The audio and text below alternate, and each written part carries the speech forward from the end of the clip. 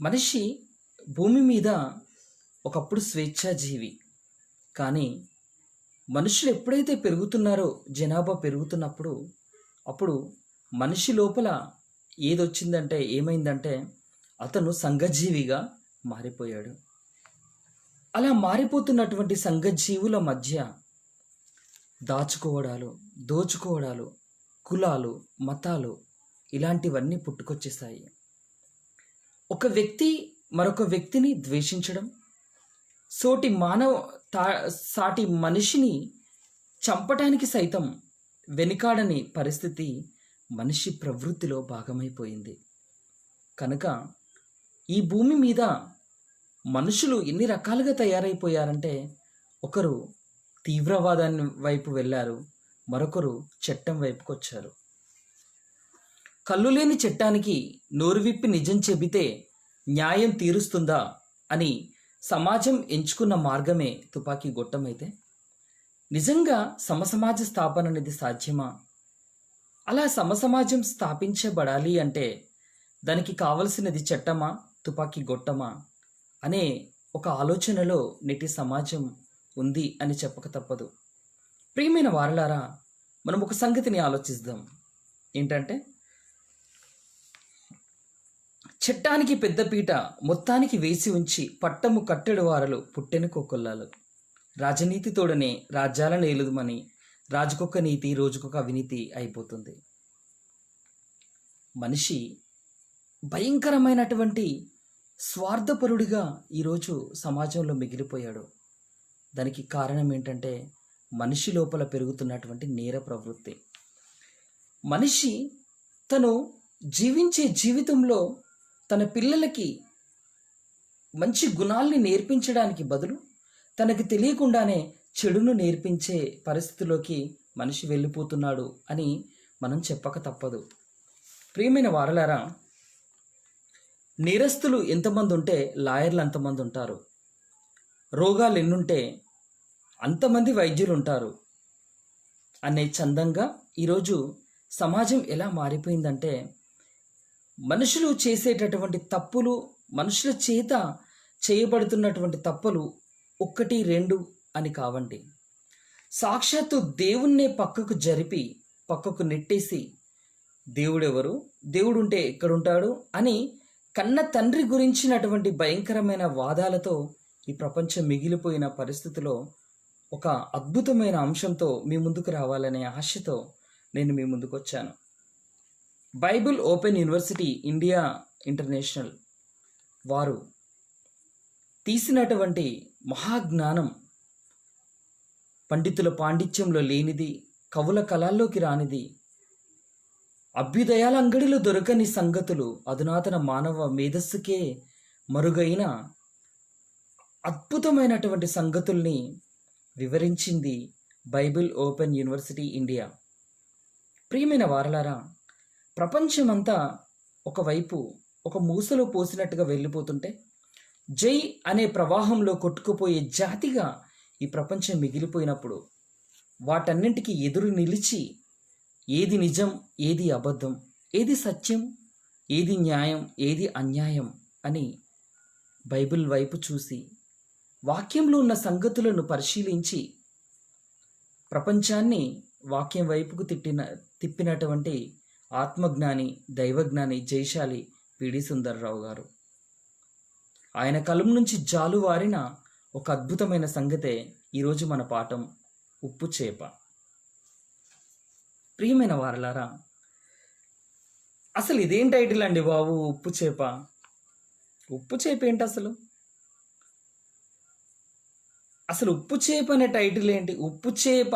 చాలామంది ఈ టైటిల్ని నేను వాట్సాప్లో మరి ఫేస్బుక్లో పెట్టినప్పుడు చాలామంది దానికి ఒక స్మైల్, నవ్వుతో కూడినటువంటి ఆన్సర్ని నాకు పంపించారండి. నిజంగా ఉప్పు చేప ఏంటి? చేపల కూర అంటే అందరికి ఇష్టం. అందరూ మ్యాక్సిమం చాలామంది ఇష్టపడతారు చేపల కూర. ఆ చేపను తీసుకొచ్చి దానికి ఉప్పు రాసి దాన్ని ఎండబెట్టి, ఆ ఎండబెట్టినటువంటి చేపలు లేదా బొమ్మిడీలు వాటిని ఏం చేస్తారంటే ఒక వంకాయ కూరలోనో లేదా బీరకాయ కూరలోనో, లేదా చక్కగా టమాటా వేసి, ఉల్లిగడ్డలు, మంచి అల్లం వెల్లిగడ్డ నూరి, దాంట్లో మసాలా వేసి, ధనియాలు, తర్వాత ఇంకేంటి, మెంతులు, మెంతి పొడిని దంపి, మెంతి పొడిని వేయించి దాన్ని దంపి అలా ఫ్రై చేసుకుంటే ఉంటుంది. సూపర్ అండి అసలు.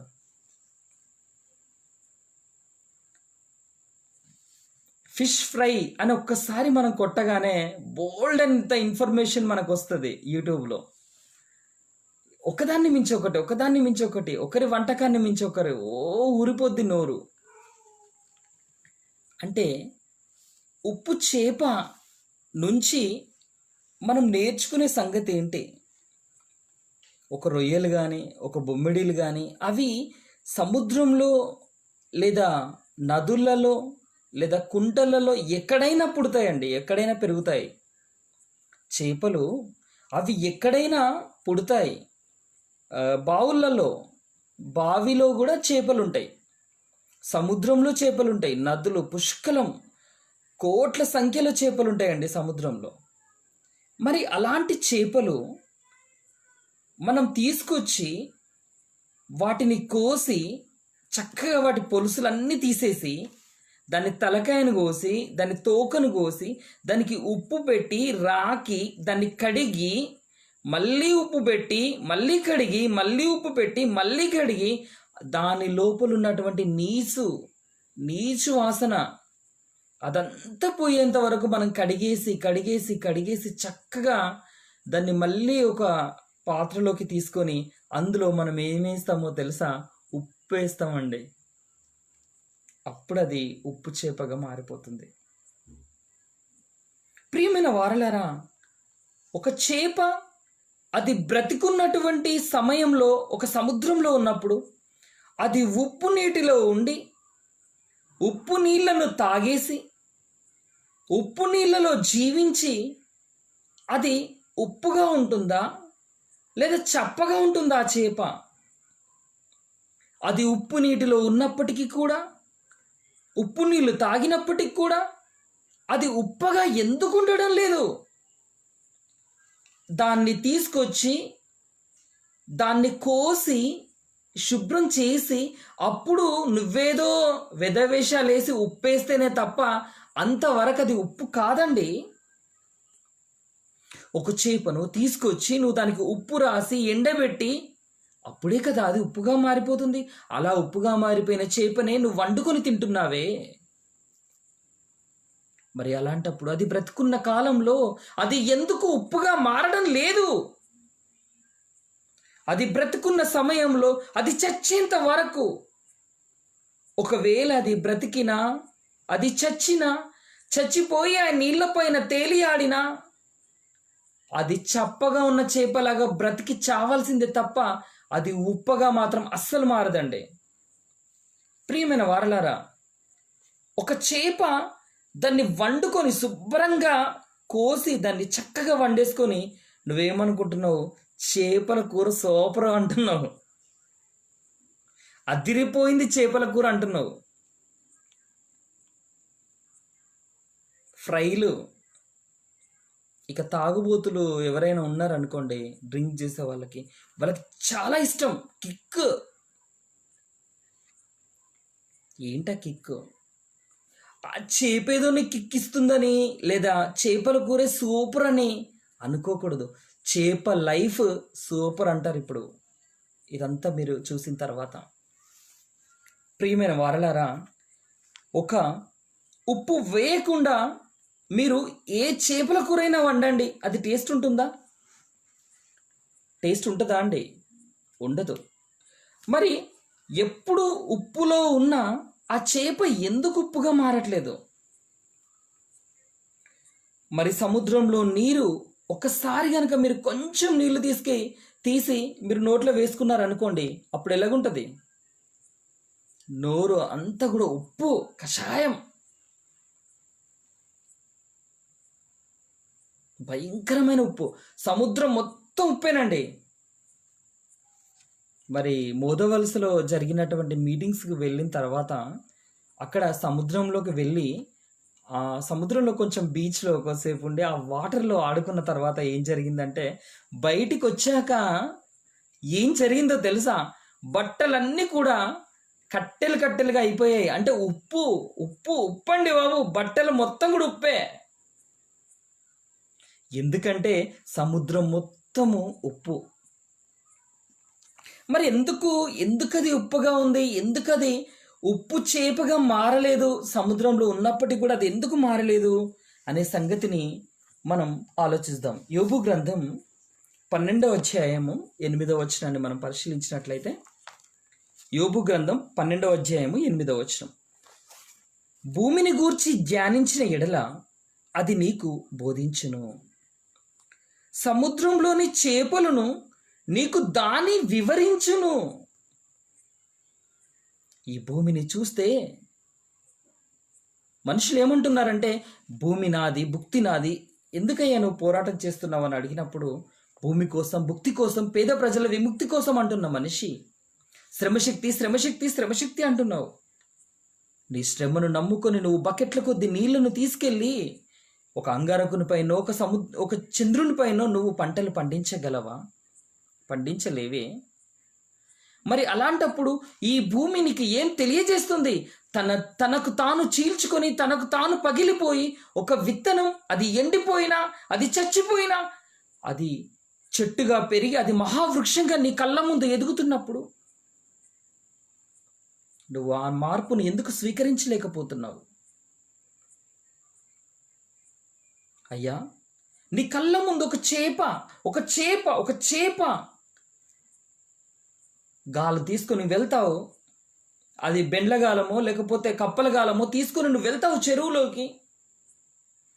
అక్కడ గాలం వేసి పట్టేసి ఆ చేపల్ని తీసుకొచ్చుకొని హాయిగా కూరండుకొని మసాలా దానికి పట్టించి పీకలు తాగేసి సూపర్ అంటున్నావే తప్ప, నువ్వు ఒక సంగతి నేర్చుకోవాలి అని చెప్పాడండి దేవుడు యోబు ద్వారా. చూడండి ఆ మాటని, సముద్రంలోని చేపలు నీకు దాన్ని వివరించును. ఒక చేప నీకు ఒక విషయాన్ని చెబుతుందట. ఉప్పు చేప అనగానే అదేదో కామెడీ అనుకొని మీరు మెసేజ్ చేశారు చూడు, అది కామెడీ కాదు. అది ఏంటి? అది ఏం చెబుతుంది?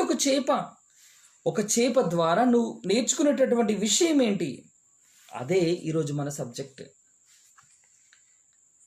సముద్రం చేప అది ఏమని నీకు వివరిస్తుందో తెలుసా? నేను బ్రతుకున్నంత వరకు సముద్రంలోనే పుట్టాను, సముద్రంలోనే పెరిగాను, సముద్రంలోనే జీవించాను, ఉప్పులోనే ఉన్నాను, ఉప్పులోనే పెరిగాను, ఉప్పులోనే జీవించాను. అయినప్పటికీ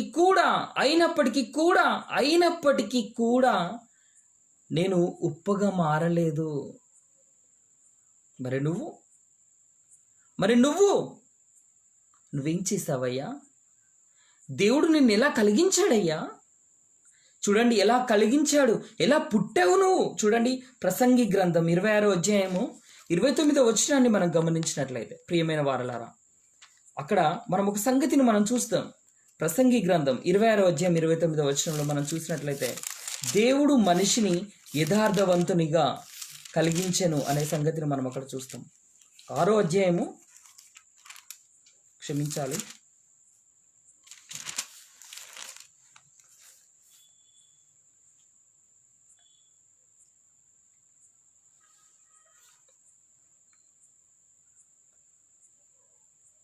ఇక్కడ మనం గమనించినట్లయితేనండి, దేవుడు మనిషిని యథార్థవంతునిగా, అంటే పుట్టినప్పుడు నీవెవరో తెలుసా? ఒక యథార్థవంతునివి. దేవుడట నరులను యథార్థవంతునిగా పుట్టించాడు. దేవుడు నరులను యథార్థవంతునిగా పుట్టించాడండి. కానీ మనిషి ఈ భూమి మీద యథార్థవంతునిగా బ్రతుకుతున్నాడా? నిన్ను యథార్థవంతుడిగా దేవుడు కలిగిస్తే యథార్థవంతునిగా జీవించడానికి బదులు నువ్వెలా తయారైపోయావు, నీ జీవితం ఎలా తయారైపోయింది అనే సంగతిని నువ్వు ఆలోచించాలి. పుట్టినప్పుడు ఒక చిన్న బాబుని తీసుకొని చూడండి, వాడి ముఖంలో ఉండే చిరునవ్వు, ఎలాంటి కల్ముషము, ఎలాంటి నేరము, ఎలాంటి దోషము లేని ఆ చిరునవ్వును చూడగానే మనం చాలా ఆకర్షించబడతామండి ఆ పిల్లలను చూస్తే. ప్రియమైన వారలారా, మనం ఒక సంగతిని గమనిద్దాం. ఒక 20 ఏళ్ళు, 25 సంవత్సరాలు, 30 సంవత్సరాల పిల్లగాన్ని మీరు ఒక్కసారి పలకరించి చూడండి. స్కూల్లో అరే అల్లరి చేయకురా, సైలెన్స్గా ఉండనురా అంటే అల్లరి చేసేది నువ్వా నేనా అని ఒక టీచర్ని ప్రశ్నించే స్టూడెంట్స్ ఉన్నారండి ఈరోజు. ఏంది చేయలే ఎత్తాంది అంటాడు ఒక స్టూడెంట్. అరే అట్లేనారా అల్లరి చేస్తే అట్లేనారా అని అన్నందుకు వాడు ఏమంటున్నాడో తెలుసా? ఏంది చేయలే ఎత్తాంది, ఏం సార్ రాజ్యాంగంలో ఉన్నదా, రాజ్యాంగంలో ఉన్నదా, ఏంది ఎక్కువ చెప్తాను మీరు అంటే. మనిషి మంచిని స్వీకరించడానికి బదులు చెడు వైపుకు ఎలా వెళ్ళిపోతున్నాడో ఆలోచించండి. ప్రియమైన వారలారా, మంచి కంటే చెడు వేగంగా వెళ్ళిపోతుంది నీటి మీది నూనెలా.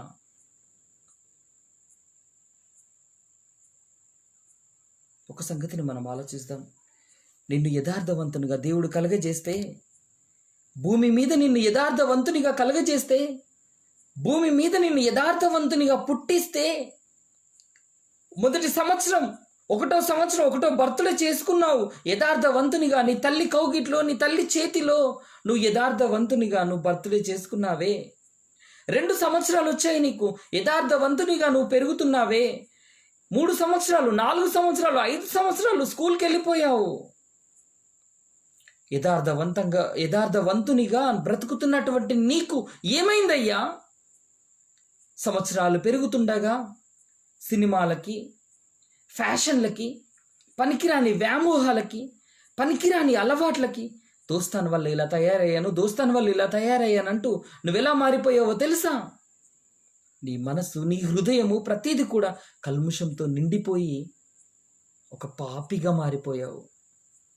మరి ఒక చేప అంటుంది, నేను ఎలా పుట్టాను? ఉప్పులో పుట్టాను. ఎలా పెరిగాను? ఉప్పులో పెరిగాను. ఎలా బ్రతుకుతున్నాను? ఉప్పును స్వీకరించకుండా బ్రతుకుతున్నాను. ఉప్పులో పుట్టిన, ఉప్పులో పెరిగిన, ఉప్పును స్వీకరించకుండా నేను బ్రతకగలిగినప్పుడు నాకంటే నువ్వు యోగ్యుడివా, నాకంటే నువ్వు శ్రేష్టమైన వాడివా, నువ్వు నేను ఒకటే అనే సంగతిని ఒక చేప తెలియజేస్తుందనే సంగతి మీకు తెలుసా? ప్రియమైన వారలారా, చూడండి ఆ మాటని చూద్దాం. ప్రసంగి గ్రంథం హబక్కుకు 1:14 మనం గమనిస్తాం.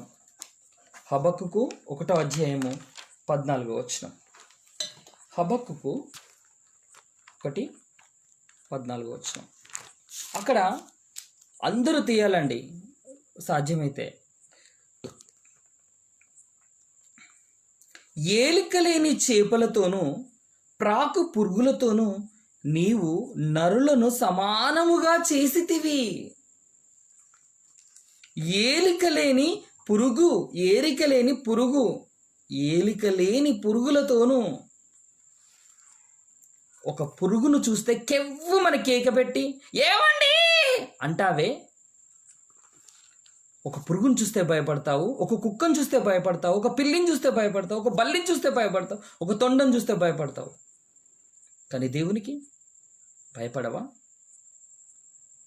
కానీ నీ జీవితం ఏంటో తెలుసా? ఏలిక లేని చేపలతోనూ, చేపలు కొన్ని లక్షల సంఖ్యలో, కోట్ల సంఖ్యలో సముద్రంలో అన్నీ ఒకే వైపు గుంపులుగా వెళ్ళిపోతున్నటువంటి చేపలు, అలా వెళ్ళిపోతున్నటువంటి చేపలు నీకెంత చీపు చేపలంటే. అలాంటి ఏలిక లేని చేపలతోనూ పురుగులతోనూ నీవు నరులను సమానం చేశాడయ్యా నరులను. అందుకే ఒక చేప చెబుతుంది, నువ్వు విని తీరాలి. ఒక చేప చెబుతుంది, నువ్వు విని తీరాలి. ఒక చేప తప్పు చేయనప్పుడు, ఒక చేప ఏ విధమైనటువంటి ఉప్పును స్వీకరించినప్పుడు, ఈ లోకంలో భయంకరమైనటువంటి తప్పు ఉన్నప్పటికి కూడా, నేరం ఉన్నప్పటికి కూడా, పాపం ఉన్నప్పటికి కూడా, ఈ లోకం ఇలా ఉంది గనక నేను ఇలా బ్రతుకుతున్నానని చెప్పడం ఎంతవరకు రైట్? ప్రియమైన వారలారా, మీరు ఈ సంగతిని ఆలోచించాల్సిందిగా నేను కోరుతున్నాను. ఎందుకంటే ఈ భూమి మీద తల్లి గర్భంలో పుట్టినది మొదలు ఒక పసిపిల్లవాడు ఏ విధంగానైతే యథార్థవంతునిగా ఉంటాడో, ఏ విధంగానైతే ఏ విధమైన పాపము లేని స్థితిని ఒక పిల్లవాడు కలిగి ఉంటాడో, అదే విధమైన స్వభావాన్ని కలిగి ఉన్న ఒక వ్యక్తి ఉన్నాడు. అతన్ని నేను చూపించబోతున్నాను. ఈ భూమి మీద జరిగిన యథార్థ గాథ. ఏ మనిషి ఆలోచించగలడు? ఏ మనిషి ఆలోచనలకు తడుతుంది ఇంత గొప్ప సంగతి? చూడండి ఆ మాటని. యోబు గ్రంథం 1వ అధ్యాయము. యోబు గ్రంథం 1వ అధ్యాయము 7వ వచనాన్ని మనం గమనించినట్లయితే, అక్కడ నా సేవకుడైనటువంటి యోబు సంగతిని నీవు ఆలోచించావా అని దేవుడు అడిగినప్పుడు, అతని యోబు గురించి మాట్లాడుతూ కొన్ని డిగ్రీస్ ఇస్తున్నాడండి. అక్కడ కొన్ని సంగతులను ఇస్తున్నాడు. అతడు యథార్థవంతుడు, న్యాయవంతుడు. చూద్దాం ఆ మాటని. ప్రియమైన వారలారా, యెహోవా నీవు ఎక్కడి నుండి వచ్చితివని అందుకు యెహోవా నీవు నా సేవకుడైన 8వ వచనం. నెక్స్ట్ ఇలా మనం చూసుకుంటూ వెళ్తే అక్కడ మొదటి వచనం చూడండి. అతడు యథార్థవర్తనుడును న్యాయవంతుడినై ఉండెను, దేవుని యందు భయభక్తులు కలిగి చెడుతనమును విసర్జించినవాడు అన్నాడండి. అంటే చెడు పాపాన్ని విసర్జించాలి.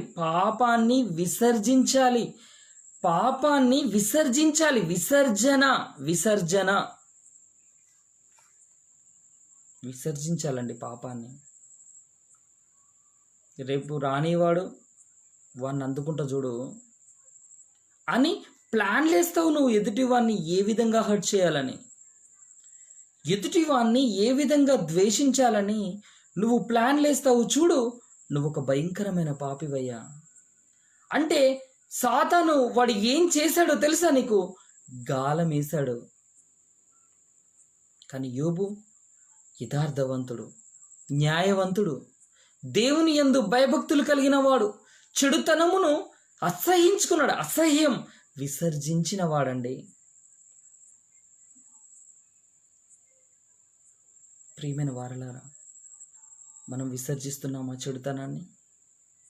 నువ్వు బాత్రూమ్కి వెళ్ళి నువ్వు విసర్జించిన తర్వాత మళ్ళీ విసర్జించినటువంటి పదార్థాన్ని నువ్వు మళ్ళీ తీసుకొని వస్తావా? తీసుకొని రావే. మరి అలాంటప్పుడు విసర్జించినటువంటి పాపాన్ని నువ్వెందుకు వదిలివేయట్లేదు ఈరోజు క్రైస్తవ సమాజమా? నేను నీ సంగతి చెప్తా, గుడికైతే పోయిరా అని, నేను నీ సంగతి చెప్తా, నీ ఆట చెప్తా అని నువ్వు అనగలుగుతున్నావంటే ఎక్కడిదయ్యా? నీకెక్కడిది? ప్రియమైన వారలారా, యోబు తన జీవిత కాలం లోపల ఒక గొప్ప సాక్ష్యాన్ని కలిగి ఉన్నాడు. ఆయన యథార్థవంతుడు. న్యాయం న్యాయం న్యాయం న్యాయం ఉంది ఆయన దగ్గర. సుప్రీంకోర్టు న్యాయమూర్తులే ఈరోజు బయటకు వచ్చి మేము ఈ న్యాయం చేయలేమని పదవులకు రాజీనామా చేసి, ఏంటి న్యాయం ఇది? ఎక్కడుంది న్యాయం? కళ్ళు లేని చట్టానికి నోరు విప్పి నిజం చెబితే న్యాయం తీరుస్తుందా అని సమాజం ఎంచుకున్న మార్గం తుపాకీ గొట్టమైతే, సమాజం ఎన్నో దారులు ఎన్నో తప్పుడు దారులు, అది తప్పు సమాజంలోకి తప్పుడు సంకేతాలతో వెళ్తున్నప్పుడు వారిని నడిపించాల్సినటువంటి బాధ్యతను తీసుకున్న ఒక పవిత్ర గ్రంథం అదే బైబిల్. మహాజ్ఞానాన్ని మనిషి ఎలా బ్రతకాలి, ఎలా జీవించాలి అని చెప్పినటువంటి ఏకైక గ్రంథం అండి బైబిల్. చూడండి ఆ మాటని.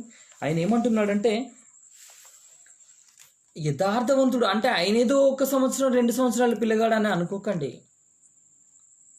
ఎలాగైనా మొదటి సంవత్సరం 2 అంతే. అప్పటికి అంటే ఈ మాట చెప్పినప్పటికీ యోబుకు ఎన్ని సంవత్సరాలు? అతనికి పెళ్ళయింది, పిల్లలున్నారు. అంటే దాదాపు 35 నుండి 40 సంవత్సరాల లోపు, లేదా 40 సంవత్సరాల పైబడి ఉండి తీరాలి.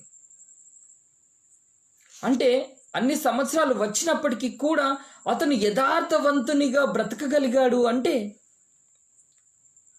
అతను బ్రతకగలగంగా మరి నువ్వు బ్రతకలేవా ప్రియమైన సోదరుడా? అందుకే అంటున్నాడు, భూమి మీద అతని వంటి వాడు ఎవడు లేడన్నాడు. కానీ ఈరోజు మనుషులు ఏం చేస్తున్నారో తెలుసా? ఒక రకమైన డినామినేషన్ బయలుదేరిందండి. వాళ్ళని చూసి ఏడవాలో నవ్వాలో తెలియదు. జన్మ పాపం ఉంది, పుట్టుకతో నీకు పాపం, జన్మ పాపమట, కర్మ పాపమట, ఎన్నో రకరకాల వేషాలు ఇస్తున్నారండి. వాడెవడో చెప్పిన విషయాన్ని తీసుకొచ్చి దాన్ని రుద్ది అది జన్మ పాపమని, ఇది కర్మ పాపమని, అదని అదని మసాలా వేసుకొని వండుకొని తింటున్నారండి ఒక్కొక్కరి మెదళ్ళని. పిచ్చి పట్టిందా? ఒకవేళ తల్లి గర్భంలోంచి పుట్టడమే పాపమని ఒకవేళ అయితే మరి యేసుక్రీస్తు ఎక్కడి నుండి వచ్చాడు రా? యేసుక్రీస్తు ఎక్కడి నుండి వచ్చాడు? మరియమ్మ గర్భం నుంచి వచ్చాడు కదా. మరి మరియమ్మ గర్భం నుంచి వచ్చిందంటే మరియ పాపిదా? లేదా యేసుక్రీస్తు పాపి అని అంటున్నావా? దేవుడు నరులను పుట్టించినప్పుడు యథార్థవంతులుగా పుట్టించాడండి, యథార్థవంతులుగా. సో నువ్వు పాపంతో పుట్టావు కనుక నువ్వు ఒక పాపివి, కనుక నీకు జన్మ పాపం ఉంది కనుక నువ్వు ఏమనుకోవాలంటే ఎలాగో పాపంతో పుట్టానే కదా, ఏముందిలే అని తప్పుడు చేయడానికి వెనకడుగు వేయలేని ఒక మనస్తత్వాన్ని మనిషి కలిగి ఉండడానికి కారణం ఏంటంటే ఈ విధమైనటువంటి భావజాలం మరి క్రైస్తవ్యంలో ఉండడం వల్ల మాత్రమేనండి. చాలా తప్పండి. ఒకవేళ ఆదాము హవ్వ కూడడమే అది తప్పైతే మరి వారికి పుట్టినటువంటి కయ్యను పుట్టినప్పుడు నేను యెహోవా దయ వలన ఒక మనిషిని సంపాదించుకున్నానని ఎందుకు అనాలి? ఆలోచించండి ప్రియమైన వారలారా. ఈరోజు ఒక చేపల కూర ఉన్నదనుకోండి, చాలా జాగ్రత్తగా ఒక్కొక్క ముళ్ళును చాలా జాగ్రత్తగా తీసి పక్కకు పెట్టుకొని హాయిగా చక్కగా కలిపేసుకొని చక్కగా తినేస్తావే. మరి వాక్యాన్ని ఆలోచించేటప్పుడు దాన్ని సరిగ్గా విభజించి అర్థం చేసుకోవాలనేటటువంటి ఆలోచన ఈరోజు మనుషులకు లేకపోవడం అనేది అది చాలా భయంకరమైన సంగతి అని మనం గుర్తుంచుకోవాలి. ప్రియమైన వారలారా, ఒక సంగతిని మనం గమనించినట్లయితే హెబ్రీలకు రాసిన పత్రిక 7వ అధ్యాయము 26వ వచనాన్ని మనం చూద్దాం. హెబ్రీలకు రాసిన పత్రిక 7వ అధ్యాయము 26వ వచనం. మనుషులందరూ శుభ్రంగా మనం ఏం చేస్తామండి, హాయిగా ఏ పాపము లేకుండా ఏ తప్పు లేకుండా హాయిగా నీళ్ళ లోపల స్వేచ్ఛగా సంచరిస్తున్నటువంటి చేపల దగ్గరికి నువ్వేం చేస్తావంటే భుజం మీద ఒక వల వేసుకొని హాయిగా వెళ్ళిపోయి ఏ ఫైన్ మార్నింగ్ అక్కడ నువ్వేం చేస్తావంటే వలేస్తావు. లేదా గాలాన్ని తీసుకెళ్ళి హాయిగా అక్కడ గాలాన్ని వేసేస్తావు. అలా గాలం తీసి నువ్వు వేసినప్పుడు, అలా గాలం తీసి నువ్వెప్పుడైతే వేసావో అప్పుడు ఏం జరిగిందో తెలుసా? ఆ చేపలన్నీ కూడా నీకు పడిపోతాయి. అలా పడ్డ చేపల్ని నువ్వు ఏంచి హాయిగా తీసుకొని అవి ఎగురుతున్నప్పుడు వాటిని చక్కగా తీసి ఒక బుట్టలో వేసి అవి ఎగరకుండా చాలా జాగ్రత్తగా వాటిని తీసుకొచ్చి వాటిని కోసి వండి హాయిగా ఫ్రై చేసే కార్యక్రమంలో నువ్వు ఉంటావు. అదేవిధంగా నీకు తెలియకుండానే నిన్ను ఫ్రై చేసే కార్యక్రమంలో ఇంకొకడు ఉన్నాడు, వాడే సాతాను. వాడు ఏం చేస్తున్నాడంటే మనుషులందరినీ కూడా ఇలా కుచ్చేస్తున్నాడు. చూడండి హబక్కూకు 1వ అధ్యాయము, చూడండి హబక్కూకు 1వ అధ్యాయము 15వ వచనం. వాడు గాలము వేసి మానవులనందరినీ గుచ్చి లాగి ఉన్నాడు, ఉరులు ఒగ్గి చిక్కించుకొనుచున్నాడు. వాడు ఏం చేస్తున్నాడో తెలుసా? గాలము వేసి మానవులనందరినీ అందరినీ ఏ ఒక్కడిని వదిలిపెట్టాలన్నా వాడికి మనసొప్పదు. వాడు ఏం చేస్తాడు? గాలము వేసి మానవులనందరినీ గుచ్చి ఏంటి గుచ్చి చూపులతో గుచ్చి చంపకే అంటే చూపులతో గుచ్చి చంపడం కాదండి. నిన్ను చూపులతో గుచ్చి చంపటానికి కాదు ఇక్కడ. వాడు గుచ్చి ఏంటి కుచ్చేస్తున్నాడు నిన్ను గాలానికి. గుచ్చి చిక్కించుకొనుచున్నాడు. వాడు తన వలతో వారిని కూర్చుకొని సంతోషపడి గంతులు గంతులు గంతులు వేస్తున్నాడు. అది సాతానంటే. నువ్వేమనుకుంటున్నావు? నన్నెవ్వడు చూడట్లేదు, నన్నెవ్వడేం చెయ్యట్లేదు, నేను హాయిగానే ఉన్నాను, స్వేచ్ఛగానే నీళ్ళలో తిరుగుతున్నాను అని నువ్వనుకుంటున్నావు. కానీ నీకు తెలియకుండానే గాలాన్ని రెడీ చేసి పెట్టాడు వాడు. నువ్వు పుట్టావు యథార్థవంతునిగా. నీకు మొదటి సంవత్సరం, 2వ సంవత్సరం, 3వ సంవత్సరం, 5 సంవత్సరాలు. అరే వాళ్ళతో మాట్లాడద్దురా, అరే ఏంటిదిరా, అరే గటెందుకు పోయినవరా, అరే వాళ్ళతో నీకేందిరా, ఇలాంటి మాటలతో ఇలాంటి ఆలోచనలతో గుచ్చి గుచ్చి గుచ్చి గుచ్చి గుచ్చి ప్రతి వ్యక్తిని వాడు తన బుట్టలో వేసుకొని గంతులు గంతులు గంతులు గంతులు వేస్తున్నాడు అండి. గంతులు వేస్తున్నాడు. ఆనందం. వాడు గర్జించు సింహము వలె ఎవరిని మృంగుదునా అని ఎవరిని మింగాలి, ఎవరిని మింగాలి, ఎవరిని మింగాలి వెదకుచూ తిరుగుచున్నాడు. సీమోను, సీమోను, సాతాను మిమ్మును కోరుకున్నదయ్యా. మిమ్మల్ని గోధుమల వల్లే జల్లెడబట్టడానికి ట్రై చేసింది. కానీ మీకు విశ్వాసం తప్పిపోవద్దనేసి నేనే 3 సార్లు తండ్రిని వేడుకున్నానయ్యా సీమోను అని మన అన్న యేసుక్రీస్తు చెప్పాడండి. ఈ భూమి మీద పుట్టిన ఆది మానవుడు ఆదాము నుంచి నేటి వరకు ఎవరిని వదిలిందది? దేవుని కోసం బ్రతకాలనుకున్న ప్రతివాన్ని వెంట పడి పడి పడి పడి పడి అది మింగడానికి ట్రై చేస్తుంది. ప్రియమైన వారలారా, ఒక సంగతిని మీరు చాలా జాగ్రత్తగా ఆలోచించండి. వాడి మాయ, వాడు మింగడం, వాడు ఎలా బ్రతుకుతున్నాడు చూడండి. యేసుక్రీస్తు ఈ లోకానికి వచ్చాడు. ఎవరితో కలిసి ఉన్నాడో తెలుసా? పాపులండి, దుర్మార్గులండి, నీచ్ కమీన్ కుత్తెగాన్లతో కలిసి జీవించాడు. ఏంటయ్యా ఈయన పరిశుద్ధుడా? ఈయన ఇలాంటి దుర్మార్గులతో భోజనం చేస్తున్నాడేంటి? ఒక సుంకరి చేసిన ప్రార్థనను మెచ్చుకున్న యేసుక్రీస్తు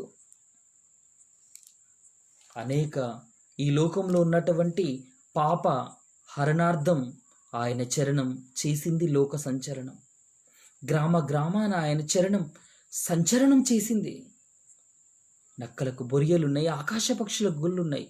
కానీ మనుష్య కుమారునికి అట్లీస్ట్ తలవాల్చుకున్నటకు సమయం లేదు అన్నాడు. సమయం లేదు, స్థలము లేదు అంటే సమయం లేదు అని అర్థం.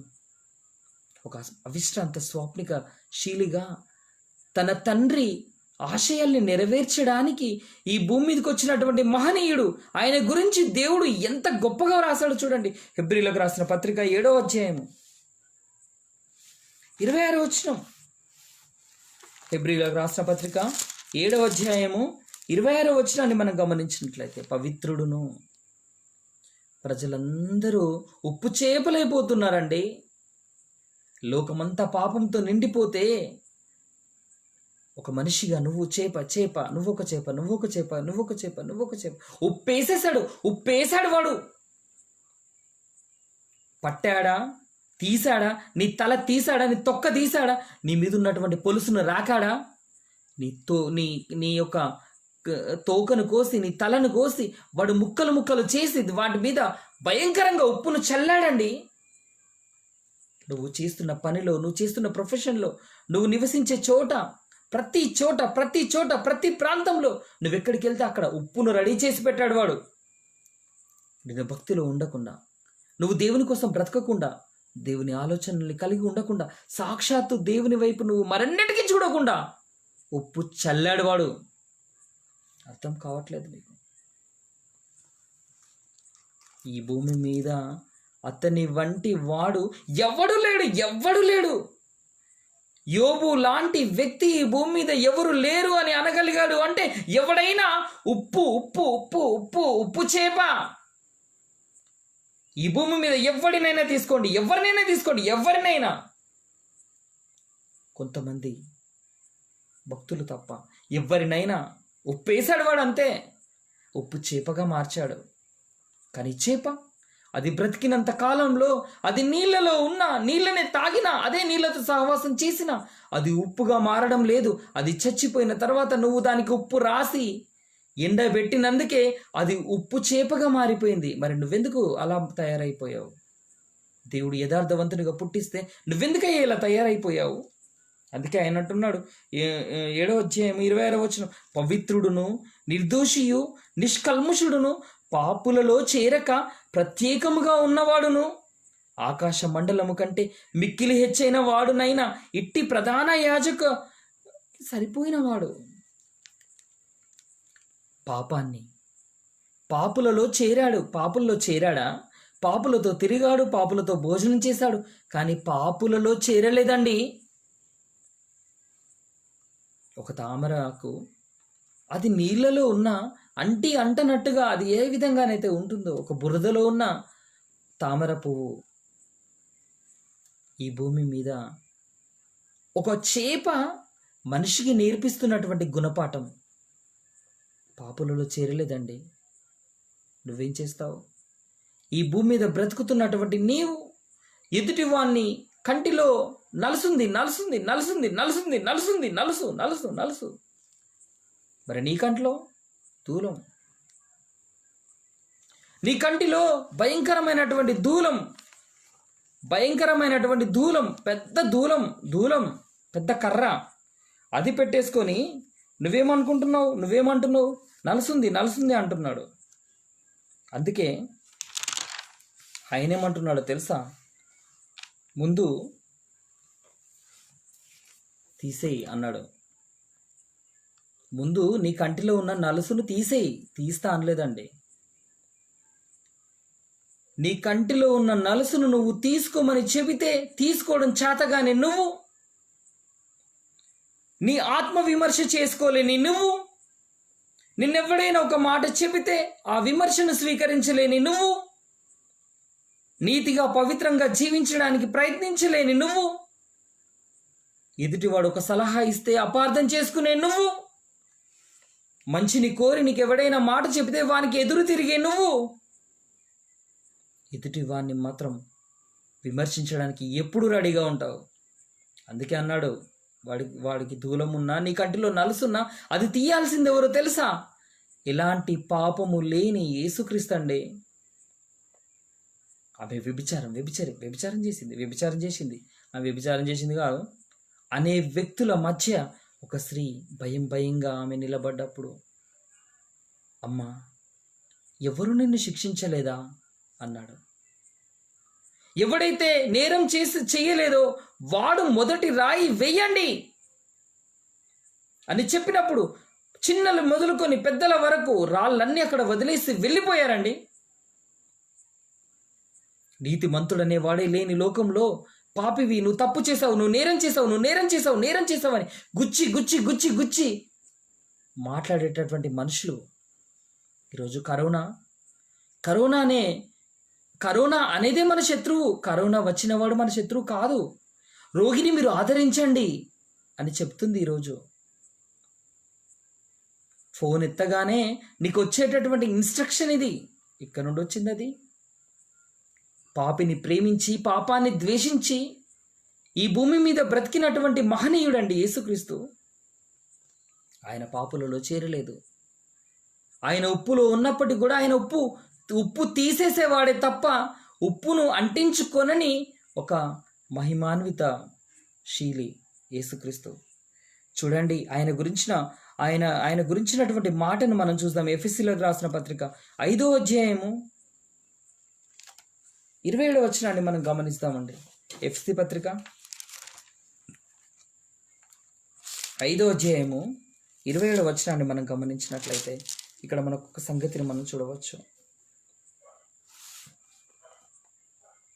ఆయన అంటున్నాడు, మీరు మీ భార్యలను ప్రేమించుడి, అటువలే క్రీస్తు కూడా సంఘమును ప్రేమించి అది కలంకమైనను ముడత అయినను అట్టిది మరి ఏదైనను లేక పరిశుద్ధమైనది గాను నిర్దోషమైనది గాను మహిమగల సంఘముగాను ఆయన తన ఎదుట దానిని నిలువబెట్టుకొనవలనని వాక్యముతో ఉదక స్నానము చేత దానిని పవిత్రపరిచి పరిశుద్ధపరచుటకై దాని కొరకు తన్ను తాను అప్పగించుకొనును. నువ్వు ఉప్పుతో నిండిపోయావని, ఉప్పుతో నిండిపోయిన ఒక్కసారి ఉప్పు కలిపినటువంటి చేపకి, ఒక్కసారి నువ్వు చేపల కూరలో ఉప్పేసిన తర్వాత అది ఉప్పుగా మారిపోయిన తర్వాత నువ్వు ఆ ఉప్పును తీయగలవా? నువ్వే కాదు, ఈ ప్రపంచంలో ఏ సైంటిస్ట్ తీయలేడండి. కానీ యేసుక్రీస్తు తీయగలడు. ఆయన ఎలా తీస్తున్నాడో తెలుసా? ఆయన ఎలా తీస్తున్నాడో తెలుసా? ఉదక స్నానం, ఉదక స్నానం, ఉదక స్నానం, ఉదక స్నానం. ఎందుకు? నువ్వు పరిశుద్ధునిగా, నువ్వు నీతిమంతునిగా, పవిత్రుడైనటువంటి దేవుని ముందు, పరిశుద్ధమైన దేవుని ముందు పరిశుద్ధుడిగా నువ్వు ఉండాలని, నువ్వు నరకానికి వెళ్ళకుండా ఈ లోకంలో నువ్వు పరిశుద్ధమైన జీవితం జీవించి దేవుని ముందు నువ్వు పరిశుద్ధంగా నిలబెట్టాలని ఆయన నీలో నొప్పును తీయడానికి వచ్చాడండి యేసుక్రీస్తు. నీలో ఉన్న చెడును తీసేయడానికి ఆయన వచ్చాడు. కడిగేసి కడిగేసి కడిగేసి కడిగేసి నువ్వేం చేస్తావు? ఉప్పేసి కడుగుతావు, పసుపేసి కడుగుతావు, నీళ్ళేసి కడుగుతావు, మళ్ళీ కడుగుతావు, మళ్ళీ కడుగుతావు, మళ్ళీ కడుగుతావు. ఏమండి, మన పిల్లలు పుట్టారనుకో, పుట్టిండనగానే చాలా సంతోషపడతాం. పాప, బాబు, ఆనందం, సంతోషం. పుట్టిన తర్వాత ఎలా ఉంటుందండి? వారిని తొట్టిలో పడుకోబెట్టామా లేదా ఒంట్లో పెట్టామా, కొద్దిసేపటికే వాళ్ళు ఇది పోసి ఇది వేసుకొని అదే అందులోనే వాళ్ళు స్నానం చేసి డ్యాన్స్ బేబీ డ్యాన్స్లు అయ్యి అందులోనే ఇలా ఇలా ఇలా ఇలా ఇలా ఇలా నాట్యం చేసి ఎంత భయంకరంగా మొత్తం పూసుకొని ముఖానికి, చేతులకు, తలకు ఇలా పూసుకొని ఉన్నప్పుడు తల్లి ఏం చేస్తుందో తెలుసా? మళ్ళీ ఆ బాబుని తీసుకొని అతనికి కట్టినటువంటి చెడ్డీని తీసి, అతని కట్టినటువంటి క్లాత్ తీసేసి, ఆ క్లాత్ను పక్కకేసి చక్కగా కడిగేసి వాడికి పౌడర్ వేసి మళ్ళీ తీసుకొచ్చి వాడి ముద్దు పెట్టుకొని మళ్ళీ పడుకోబెడుతుంది. మళ్ళీ 10 నిమిషాల తర్వాత మళ్ళీ ఇది, మళ్ళీ ఇది, మళ్ళీ డ్యాన్సు, మళ్ళీ పూసుకోవడం. తల్లి మళ్ళీ తీసుకుంటుంది, మళ్ళీ శుభ్రం చేస్తుంది, మళ్ళీ తీసుకొస్తుంది, మళ్ళీ కడిగిస్తుంది. నీకు దేవుడు పిల్లల్ని ఎందుకు ఇచ్చాడో తెలుసా? పిల్లల్ని ఎందుకు ఇచ్చాడో తెలుసా?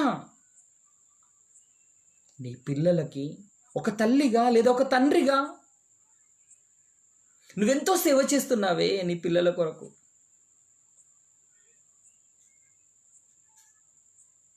పడుకున్నారనుకోండి, రాత్రి 12 గంటలకు 1 గంటకు వాళ్ళు ఇది పోసినప్పుడు మన బట్టలన్నీ తడిసిపోతాయి. అయినా వాళ్ళ మీద మనం కోపగించుకోం.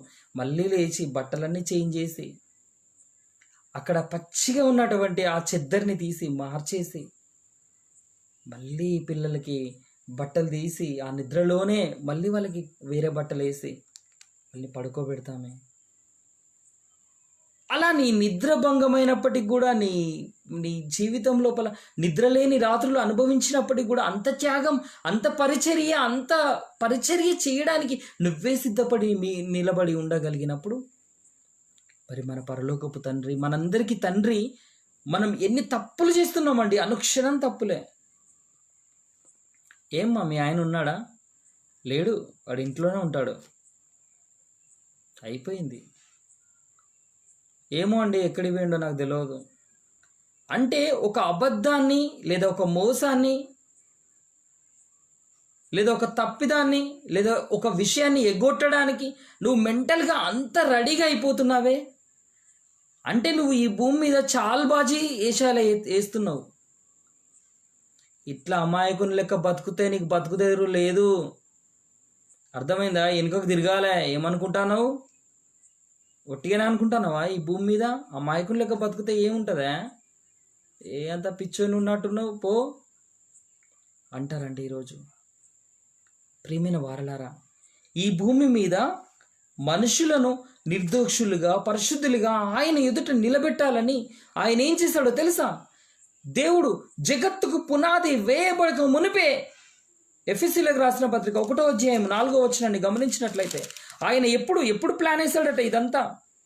ఎఫెసీ పత్రిక 1వ అధ్యాయం 4వ వచనంలో గమనించినట్లయితే, తాను మనకు ఉచితముగా మనకు అనుగ్రహించిన కృపా మహిమకు కీర్తి కలుగునట్లు తన చిత్త ప్రకారమైన దయా సంకల్పం చొప్పున యేసుక్రీస్తు ద్వారా తనకు కుమారులనుగా స్వీకరించుటకై ఉప్పుతో నిండిపోయిన నిన్ను ఉప్పు లేకుండా చప్పగా చేయడానికై మనలను ముందుగా తన కోసము నిర్ణయించుకొని మనము తన ఎదుట పరిశుద్ధులమును నిర్దోషులమును ఉండవలనని జగత్తుకు పునాది వేయబడక మునిపే ఆయన ప్రేమతో మనల్ని ఏర్పాటు చేసుకున్నాడండి.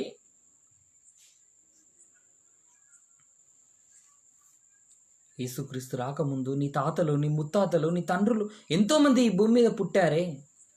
వాళ్ళంతా డాల్షగాన్లు అయినప్పటికీ కూడా, వాళ్ళంతా అర్హత లేని వాళ్ళైనప్పటికీ కూడా, వాళ్ళంతా మంచి వాళ్ళు చెడ్డవాళ్ళు ఎవడో ఒకడు అయినప్పటికీ కూడా ఈ భూమి మీద వాళ్ళని ఎందుకు ఉంచాడో తెలుసా? నువ్వు రావాలని ఎదురు చూశాడు. నువ్వు రావాలని నీకు అనేక సంగతులు నేర్చుకోవాలని, ఉప్పుగా ఉన్నటువంటి నీ వంశావళిలో, ఉప్పుగా ఉన్నటువంటి నీ జీవితంలో నువ్వు ఉప్పును తీసి వేయాలని, నీ జీవితాన్ని మార్చుకోవాలని ఆయన పరితపించాడండి. కానీ ఈ లోకం అనేది ఉప్పుకే అలవాటు పడ్డ లోకం. ఆయన్ని చంపడానికి కసిగా ప్రయత్నించిందే తప్ప, ఒక బరబ్బా అనే ఒక బందిపోటును కోరుకుందే తప్ప నీతిమంతుడైనటువంటి యేసు స్వామిని కోరుకోలేదండి. కొరడాలతో కొట్టి ముఖం మీద కాండ్రించి ఉమ్మేసి ఆయన సహనాన్ని పరీక్షించి చివరి క్షణం వరకు కూడా ఆయన తండ్రి వీరేమి చేయుచున్నారో వీరెరగరు, వీరికి తెలియడం లేదయ్యా, వీళ్ళ లోపల ఉన్న ఉప్పును తీసేద్దామని నేను అనుకుంటే ఉప్పుతో ఉప్పు ఉప్పు ఉప్పు ఉప్పు ఉప్పు ఉప్పు ఉప్పు ఉప్పు అయిపోయారు లోకమంతా. అందుకే ఏమంటున్నాడో తెలుసా? ఆయన ఉప్పును తీసేయడానికి మరి ఎంతోమంది ఈ భూమి మీద ఈ భూమి మీద ఉన్నప్పటికీ కూడా వారికి ఎవ్వరికి లేని అర్హతను దేవుడు నీకు ఇవ్వడం వెనుక ఉన్నటువంటి ఆలోచన ఏంటో మీరు అర్థం చేసుకోవాలి. అపోస్తుల కార్యములు అధ్యాయంలో మనం ఒక సంగతిని గమనిస్తాం. అపోస్తుల కార్యములు 3వ అధ్యాయములో ఆయన ఎందుకు వచ్చాడు ఈ లోకానికి అనే సంగతిని దేవుడు వ్రాయించాడు. అపోస్తుల కార్యములు 3వ అధ్యాయము 14వ వచనం నుంచి మనం కొన్ని వచనాలు చూద్దాం. మీరు పరిశుద్ధుడును నీతిమంతుడైన వానిని నిరాకరించి నరహంతకుడైన మనుషుని మీకు అనుగ్రహింపమని అడిగితిరి. రేపులు చేసినవాడు, దగా చేసినవాడు, దొంగగా మారినవాడు, ఈ సమాజంలో ఎందుకు పనికిరాని నీచ్ కమీన్గాడు వాణ్ణి అరెస్ట్ చేసి, ప్రభుత్వానికి వ్యతిరేకి అని వాడిని అరెస్ట్ చేసి జైల్లో ఉంచినప్పుడు వాడిని కావాలని కోరుకుందే ఈ సమాజం. ఒక తప్పుడు చేసినటువంటి వ్యక్తిని కోరుకుందండి. భోపాల్ గ్యాస్ దుర్ఘటనలో ఒక నిందితుడిగా ఉన్నటువంటి వ్యక్తి అండర్సన్ ఎక్కడ SBI లాంటి బ్యాంకులను లూటీ చేసి కొన్ని కోట్ల అంటే 68,000 కోట్ల రూపాయలను మాఫీ చేసిన ప్రభుత్వం అది ఎవరికి సపోర్ట్ చేస్తుంది? ఒక పేదవాడు తలదాచుకోవడానికి అడుగు జాగాలేని బడుగు జీవికి మాతృభూమి మీద మమకారం పుడుతుందా? గుడిసె నేల కోసం ప్రశ్నిస్తే గొడవలు, అరెస్టులు, సమ్మెలు, రాస్తారోకోలు, లాఠీ ఇక కార్గిల్లో ప్రాణాల నిష్క్రేషియాలా? ఒక పేదవాడు తన కడుపు రగిలిపోయి ఒక చిన్న దొంగతనం చేశాడని ప్రవీణ్ అనే వ్యక్తిని కేరళలో కొట్టి చంపారే. ఏం చేసింది సమాజం? ప్రేమైన వారలారా ఆలోచించండి. అందుకే ఏమని చెప్తున్నాడో తెలుసా? మీరు చంపింది ఎవరినో తెలుసా? జీవాధిపతిని చంపారయ్యా. జీవాధిపతిని చంపారు. మీరు ఎవరినైనా చంపగలరు, ఎందుకంటే మీరు ఉప్పు చేపలు. ఏదైనా చేపకి ఉప్పు తగలలేదంటే దాన్ని చంపేంత వరకు వదిలిపెట్టని జాతి మీది అని చెప్తున్నాడండి. మీరు జీవాధిపతిని చంపితిరి గాని దేవుడు ఆయనను మృతులలో నుండి లేపెను. ఆయన నామమందలి విశ్వాస మూలముగా ఆయన నామమే మీరు చూచి ఎరిగి ఉన్న వీరిని బలపరచనని చెబుతూ ఏమంటున్నాడంటే 20వ వచనం చూడండి. మీ కొరకు నియమించిన క్రీస్తు యేసును ఆయన పంపునట్లును మీ పాపములు తుడిచి వేయబడు నిమిత్తమును మారు మనసు నొంది తిరుగుడి అన్నాడండి. నువ్వైతే ఒక తల్లిగా చెడ్డీలు మార్చగలవు. ఒక తల్లిగా వాడికి వేసినటువంటి చెద్దర్లు పిండగలవు. ఒక తల్లిగా వాడు ఏరిగి పూసుకున్నందుకు కడిగి శుభ్రం చేసి వాడికి పౌడర్ వేసి తొట్టిలో పడుకోబెట్టగలవు. మరి యేసుక్రీస్తు పాపాన్ని తీస్తాడండి. ఆయన పాపాన్ని తీస్తాడు. నువ్వు కేవలం వాడికి అంటినటువంటి ఇది ఇది మాత్రమే తీసేస్తావు.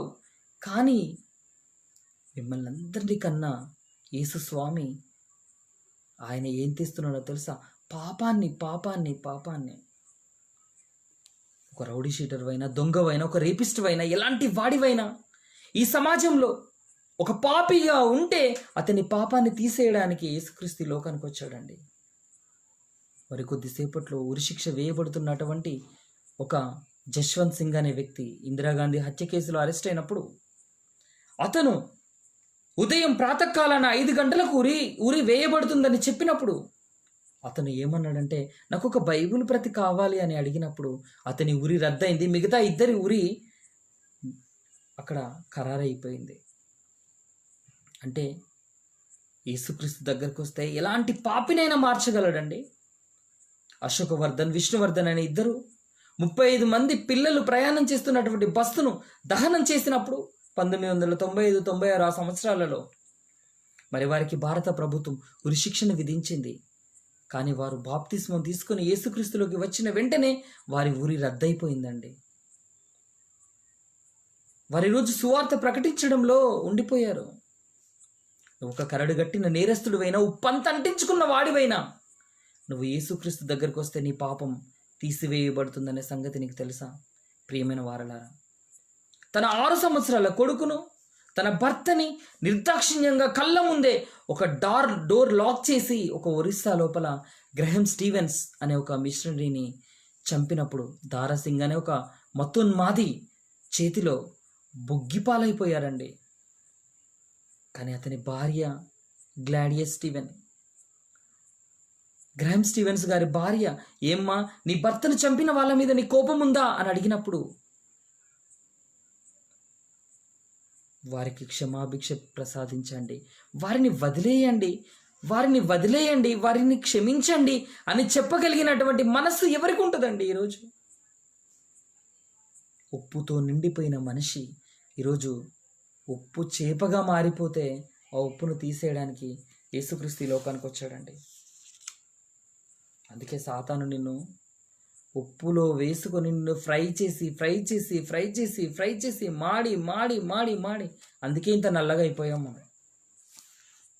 నిన్ను మార్చుకొని తినడానికి వాడు ప్రయత్నిస్తుంటే నువ్వేం చేస్తున్నావు? ఈ భూమి మీద హాయిగా ఉన్నాను నువ్వు అనుకుంటున్నావు. మరి ఈ దేవుడేమన్నాడో తెలుసా? మనుషులను పట్టు జాలరులుగా మిమ్మల్ని చేస్తానని చెప్పాడండి యేసుక్రీస్తు. ఒకనాడు శిష్యులు వలలు వేస్తుంటే ఎలాంటి వ్యాపారం అంటే అసలు పెట్టుబడి లేని వ్యాపారం అండి. పెట్టుబడి లేదు, ఏది లేదు. వల వేయడమా, పట్టుకోవడమా, హాయిగా వండుకొని తినడమా, అలాంటి హాయి జీవితం చేపలు పట్టే జాబ్. కానీ ఆయన ఏమన్నాడు? మీ వలలు వదిలేయండి, మిమ్మల్ని మనుషులను పట్టే జాలర్లుగా చేస్తా అన్నాడు. మరి సాతానుగాడికి చిన్న చిన్న ముక్కలు సరిపోవట్లేదండి. మనుషులను పట్టాలని, మనుషులను మింగాలని వాడు ఎంత భయంకరంగా ప్రయత్నిస్తున్నాడంటే, మరి వాడు ప్రయత్నించి ఉప్పు చేపలన్నీ తిని వాడికి కిక్కు లేదు ఇప్పుడు. అందుకే ఎవరైతే దేవుని కోసం బ్రతుకుతారో, ఎవరైతే ఆయన సంకల్పానుసారంగా జీవించడానికి ప్రయత్నిస్తారో వాళ్ళను పట్టడానికి అది రెడీ అయిపోయింది. వాడు ఎవరిని మృంగుదునా అని వెతుకుచూ తిరుగుచున్నాడు. మరి నీవు ఉప్పు చేపవా లేదా చప్ప చేపవా? ఆలోచించుకో. వాడు నిన్ను కావాలని కోరుకుంటున్నాడు, నిన్ను కావాలని. నీ తండ్రి దగ్గరికి నేను వెళ్లకుండా నీ పరలోకపు వైభవంతో ఒక మహారాజుగా, దేవాది దేవుని కుమారునిగా, సాక్షాత్తు దేవుని కొడుకు, దేవుడంతటి వాడుగా ఈ భూమి మీద బ్రతకాల్సినటువంటి నిన్ను పనికిరాని వెధవను చేసి, పనికిరాని చెత్తవాన్ని చేసి, పనికిరాని పాపిని తయారు చేసి కటకటాల్లోకి నెట్టి ఈరోజు వాడు చేస్తున్నటువంటి భయంకరమైన మారణ హోమం అంతా ఇంత కాదు. నేరం చేసినప్పటికి కూడా దొరకకుండా తప్పించుకోనదగినటువంటి జ్ఞానం సాతాను సృష్టించింది. అందుకే నేరాలు చేస్తున్నారు, మోసాలు చేస్తున్నారు, రోగాలు తెచ్చుకుంటున్నారు, మందులు వాడుతున్నారు. జాంటామైసిన్, టెరిడామైసిన్, హెక్టామైసిన్, నియోమైసిన్, సాఫ్రామైసిన్, మైసిన్ మైసిన్ మైసిన్. నా పాపము, నా పాపము, నా పాపము, నా పాపము, నా పాపము. నువ్వు చేస్తున్న పాపాలకి మందులు వాడుతున్నావు. నువ్వు చేస్తున్న పాపాలకి శిక్షలు అనుభవించుకుంటున్నావు. ఈ భూమి మీద నువ్వు ఉప్పు చేపగా మారిపోయావు. ఇప్పుడు మీరేటో తెలుసా? వాక్యాన్ని విన్నారు, కానీ మీరు విన్న వాక్యాన్ని సైతం ఎత్తుకొని పోగలిగే కెపాసిటీ ఎవరికి ఉందో తెలుసా? సాతానుకుంది. రేపటి నుంచి నువ్వు ఉప్పు చేపగా ఉంటావా, మంచి చేపగా మారుతావా అనే సంగతిని ఆలోచించుకోవాలి. నేను ఇప్పటి నుంచి తాగను, ఇప్పటి నుంచి ఎలాంటి చెడు అలవాట్లు కలిగి ఉండను, ఇప్పటి నుంచి నేను మంచిగా ఉంటాను అని తనకు తాను ప్లాన్ చేసుకున్నప్పుడు అతని భార్య అంటుంది, చూస్తా, ఎన్ని రోజులు చూస్తా, ఇక ఇది కూడా చూస్తా, మేము ఎన్ని చూడలే ఇసొంటిది, నీ అసంటోళ్ళను ఇగో ఇంతమందిని చూసినాము, ఎరికేనా, చెప్పిన మాట వినాలే. వాడికి అప్పుడే తల తిరిగిపోతుంది. తాగకూడదు, తినకూడదు, ఎలాంటి డ్రగ్స్కి అలవాటు పడకూడదు, నా కుటుంబాన్ని హ్యాపీగా ఆనందంగా ఉంచుకుందామని నిర్ణయించుకున్న వ్యక్తి వెంటనే వెళ్ళిపోతాడు, మందు ఆర్డర్ చేస్తాడు. మనిషి మార్పు చెందాల్సినటువంటి సమయం వచ్చింది.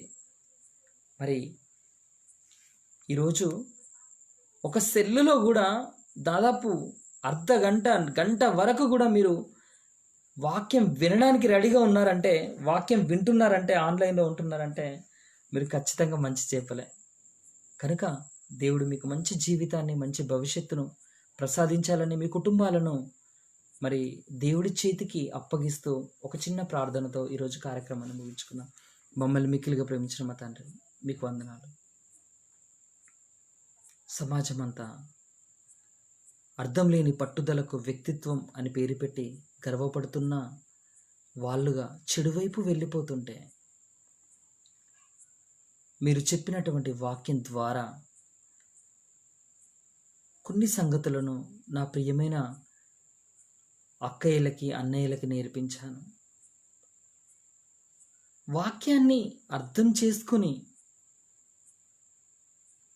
సాతాను మాయలో పడిపోకుండా విశ్వాసాన్ని మేము కాపాడుకొని బ్రతికే భాగ్యాన్ని మాకు దయచేయండి. మా బ్రతుకులన్నీ మీ చేతిలో పెడుతున్నాం నాయన. మా నాయకులను మీరు కాపాడండి.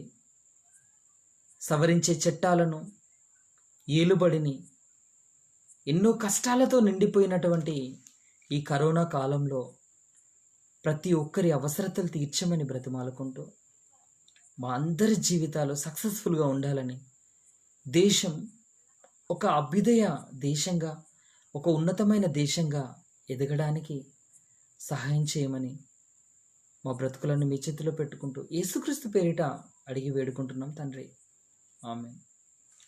ప్రియమైన వారలారా, అందరికీ వందనాలు. మరి లైవ్ వీక్షిస్తున్నటువంటి వారికి అందరికీ కూడా వందనాలు.